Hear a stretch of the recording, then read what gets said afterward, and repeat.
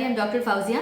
Today is an important video, drops versus syrup. Usually I end the brand and promote pandadilla, but I have to use this medicines to explain what I wanted to explain you in detail. So நீங்க drops எடுத்துக்கிட்டீங்கன்னா இதுல 1 ml will have 100 milligrams of paracetamol. அதுவே வந்து syrup P120 எடுத்துக்கிட்டீங்கன்னா இதுல 5 ml will have 120 milligrams. That means 1 ml will have only 24 milligrams of paracetamol. I want to explain the difference with the help of two patient scenarios. First வந்து என்கிட்ட ஒரு patient வந்தாங்க. குழந்தைக்கு 24 hours of fever இருக்கு. குழந்தை ரொம்ப இரிட்டபிளா இருந்தாங்க. கேட்கும்போது என்ன சொன்னாங்கன்னா குழந்தைக்கு வந்து பாராசிட்டமால் கொடுத்தோம் இருந்தாலும் ஃபீவரே குறையல, குழந்தை இரிட்டபிளா இருக்காங்க, அழுதுட்டே இருக்காங்கன்னு சொன்னாங்க.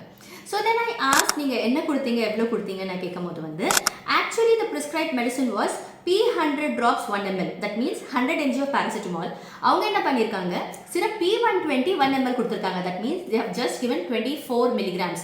அப்போ it has been under dosage, அதனால ஃபீவர் குறையவே இல்லை. ஸோ அண்டர் டோசிங் பற்றி நீங்கள் கொஞ்சம் கவனம் செலுத்தணும். நெக்ஸ்ட் பேஷண்ட் சினாரியோ, ஒரு குழந்தைக்கு வந்து ஃபீவர் ஆஃப் 3 days இருந்துச்சு. The child presented to us on 3rd day with vomiting and அவங்களுக்கு ஜாண்டிஸும் வந்துச்சு மஞ்சக்காமல. ஸோ ஃபீவர் அண்ட் மஞ்சக்காமல நிறைய யோசிக்க தோணும். Like you have dengue fever, hepatitis நிறையவே யோசிக்க தோணும். பட் ஹிஸ்ட்ரி கேட்கும் போது என்ன தெரிய வந்துச்சுன்னா அந்த அம்மா கிட்ட 5 ml ஆஃப் சிரப் P120 கொடுக்க சொன்னான்னா 5 ml எவ்வளோ இருக்கும், 120 mg paracetamol. அவங்க என்ன பண்ணியிருக்காங்க, 5 ml ஆஃப் paracetamol drops கொடுத்துருக்காங்க. That means 500 mg. 120 mgக்கு இடத்துல 500 mg கொடுத்துருக்காங்க. எவ்ரி 6 hours கொடுத்துருக்காங்க, 3 days கொடுத்துருக்காங்க. That has resulted in acute paracetamol toxicity. Liver affect ஆகிட்டு ஜாண்டிஸ் வந்துச்சு. So my dear parents, sometimes in very rare scenarios hepatic necrosis, லிவரே கெட்டு போகலாம், லிவர் டிரான்ஸ்பிளான்டேஷன் வரைக்கும் கூட போகலாம். ஸோ அந்த குழந்தைய அட்மிட் பண்ணி சப்போர்ட்டிவ் மெஷர்ஸ் கொடுத்து ஆன்டிடோட்லாம் கொடுத்துட்டு அப்புறமா குழந்தைய வந்து நம்ம டிஸ்சார்ஜ் பண்ணுவோம். ஸோ இந்த கன்ஃபியூஷன் நீங்கள் அவாய்ட் பண்ணணும்னா you should not buy any medicine over the counter.